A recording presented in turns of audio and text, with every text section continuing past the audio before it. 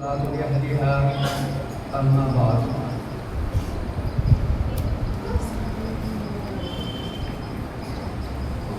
محترم اساتذہ کرام، عزیز طلباء اور معہد القرآن الکریم مدنی مسجد نوادہ کے ملازمین، انتہائی مسرت و شادمانی کے ساتھ آج ہم اپنے دل میں خوشی کو لبریز پاتے ہوئے اللہ کا شکر ادا کرتے ہیں کہ اللہ نے آزادی کی سانس کے ساتھ ہمیں پھر 78ویں یوم آزادی دیکھنے کا موقع عنایت فرمایا۔ محترم اساتذہ کرام اور عزیز طلباء، ہم ہندوستان میں دو طرح کے تہوار مناتے ہیں۔ ایک ہے مذہبی تہوار جو ہم عید الفطر اور عید الاضحیٰ کی شکل میں مناتے ہیں۔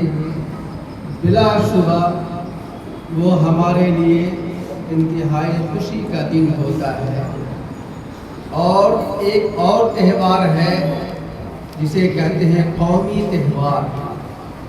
ایک ہے مذہبی تہوار جو ہم عید الفطر اور عید الاضحیٰ کی شکل میں مناتے ہیں، اور ایک ہے قومی تہوار جو ہم 15 اگست کو یوم آزادی کی شکل میں اور 26 جنوری کو یوم جمہوریت کی شکل میں انتہائی آب و تاب کے ساتھ خوشی اور انبساط کے ساتھ مناتے ہیں۔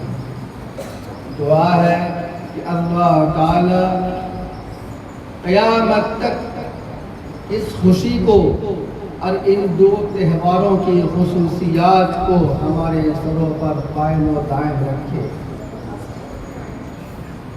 میرے کلام کا دوسرا پہلو جو آج کے مناسب ہے، مختصر سے انداز میں خلاصے کے طور پر یہ کہ آج ہم جو یہ خوشی کا دن دیکھ رہے ہیں اور ہر ایک کے چہرے پہ مسرت، شادمانی اور خوشی محسوس کر رہے ہیں، یہ یوں ہی ہمیں نصیب نہیں ہوئی۔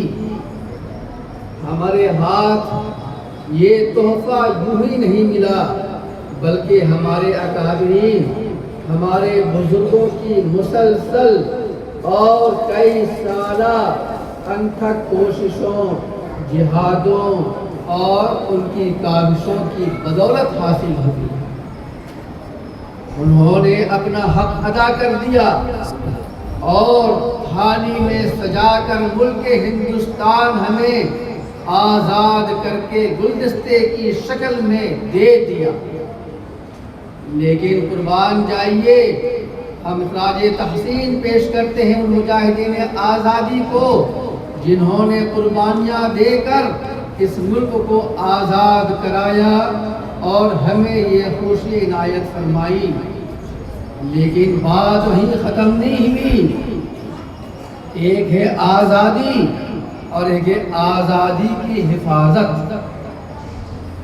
آزادی تو مل گئی، لیکن آزادی کو ملے ہوئے 78 سال ہو گئے۔ دوسری جنگ اور دوسری لڑائی شروع ہوئی آزادی کی حفاظت کی۔ آزادی اور جمہوریت اور قوانین کی حفاظت کی، سیکولر دستور کی حفاظت کی۔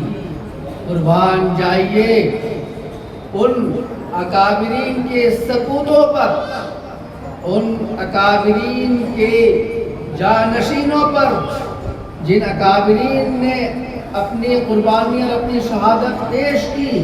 اب باری آئی ان کے سپوتوں اور ان کے نونہالوں کی۔